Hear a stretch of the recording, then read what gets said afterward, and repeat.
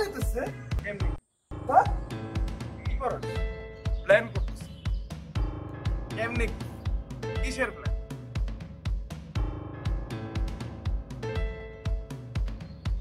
এলিয়েনদেরকে attack করার জন্য আমি একটা এটাই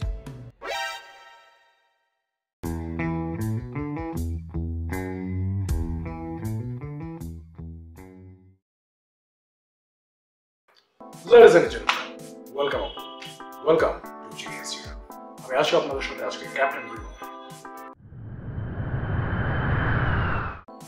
তো আমাদের আজকের ভিডিও হচ্ছে কাঁপছে নাকি কিছু? দুনিয়াটাকে বার্স্ট হয়ে গেল নাকি? তো ভদ্রলোকের নাম জোসমার ফ্লোরেস পেরেরা। 44 বছর বয়সী বুলগেরিয়ান ব্যক্তি একটি প্লেন হাইজ্যাক করে। তার এই প্লেন হাইজ্যাকের পিছনে মেইন কারণটি ছিল অ্যাটেনশন। তো অ্যাটেনশনের জন্য তিনি যে প্লেনটা হাইজ্যাক করে তার তারিখটা ছিল অবশ্য খুব ইন্টারেস্টিং, 999, যেটি উল্টালে হয় 666, যেটা অনেকেই বলে the number of the beast. তো এই প্লেন হাইজ্যাকটা করার আগে তিনি একজন প্রিস্ট ছিলেন এবং তিনি আসলে দাবি করেন যে প্লেন হাইজ্যাকটার মেইন যে কারণ সেটা হলো যে তিনি একটি ভিশন পেয়েছেন, যেটা হচ্ছে মেক্সিকোর একটি অগ্নুৎপাত হবে যেটা পুরো পৃথিবী ধ্বংস হবে। তিনি অবশেষে প্লেন হাইজ্যাক করতে সক্ষম হন, কিন্তু এই প্লেন হাইজ্যাকের পেছনে যে বোমটা ছিল সেই বোমটা আসলে কোনো বোমই ছিল না। প্লেন হাইজ্যাক ইনভেস্টিগেশনে যা জানা যায় যে আসলে এই বোমটা ছিল একটি খালি ক্যান। পৃথিবীর সবচেয়ে ভয়াবহ অস্ত্র কি কি হতে পারে? একজন সুন্দরী ল্যাটিনা এবং একটা। তো কলম্বিয়ার এই প্লেন হাইজ্যাকের পেছনে ছিল এই দুইটা অস্ত্রের অবদান। কলম্বিয়া থেকে মাদ্রিদের মেইন ইন্টারন্যাশনাল এয়ারপোর্টে যাওয়ার সময় ভদ্রমহিলা এই অস্ত্রটিকে কাজে লাগিয়ে তিনি তার উদ্দেশ্য হাসিল করতে চান এবং তিনি চান যে মেইন এয়ারপোর্টে না, এটিকে যেন একটি মিলিটারি এয়ারপোর্টে ল্যান্ড করানো হয়। অবশ্য পরবর্তীতে তার উদ্দেশ্য আর সফল হয়নি, তিনি গ্রেফতার হন এবং যথারীতি পুলিশের ইনভেস্টিগেশনের মাধ্যমে তথ্য বেরিয়ে আসে যে ভদ্রমহিলা আসলে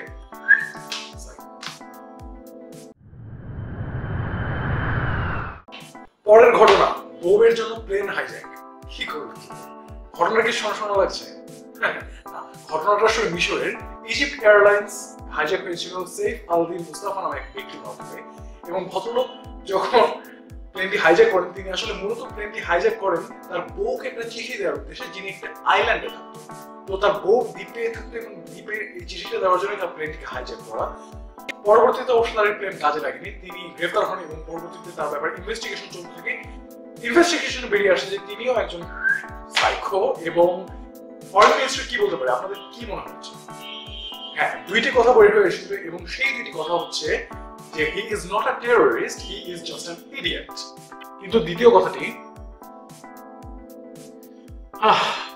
খুবই racist. There is always a women involved.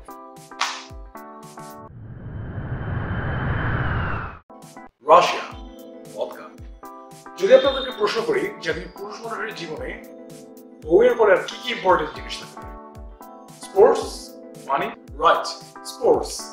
ঠিক এই ঘটনাটাই ঘটেছিল ইউক্রেন থেকে টার্কিগামী একটি প্লেনের ক্ষেত্রে, যেটি 2014 সালে অলিম্পিকের সময় ইউক্রেন থেকে টার্কিতে যাচ্ছে। এই প্লেনটি একজন ড্রাঙ্ক ভদ্রলোক, তিনি ইউক্রেন থেকে রাশিয়ার দিকে প্লেনটি নিয়ে যাওয়ার চেষ্টা করেন, তবে ড্রাঙ্ক হবে না, অলিম্পিক।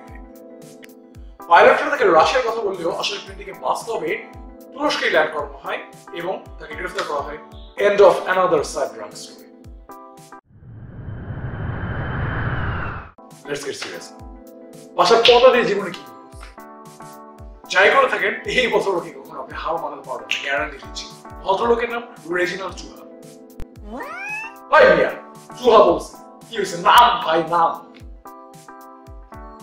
তো যেটা বলছি, ফিলিপিন্সের ঘটনা, 24 মে 2000। ফিলিপিন্সের একটি প্লেন হাইজ্যাক করেন এই রেজিনাল্ড চুহা নামক ব্যক্তি। তিনি প্লেনটি হাইজ্যাকের পরেই হুমকি দেন সবাইকে, তার কাছে বোম রয়েছে, হ্যান্ড গ্রেনেড রয়েছে এবং একটি পিস্তল রয়েছে। প্লেনে প্রায় 300 যাত্রী ছিল এবং তারা সবাই থ্রেটেন্ড হয়ে তাদের যা কিছু ছিল সব বিলঙ্গিংস তাকে দিতে বাধ্য হয়। তিনি বারবার পাইলটকে জিম্মি করার চেষ্টা করলেও পাইলট দরজা খোলেনি, যে কারণে সেটা হয়ে ওঠে। এবং এরপরে যে ঘটনাটা ঘটে সেটি মোস্ট ইন্টারেস্টিং। কেবিন ক্রুদেরকে তিনি প্রেসারাইজ করে দরজাটা খোলান, তিনি ঝাঁপলেন এবং তার কাছে যে প্যারাসুটটি ছিল সেটা ছিল ঘরে বাঁধা।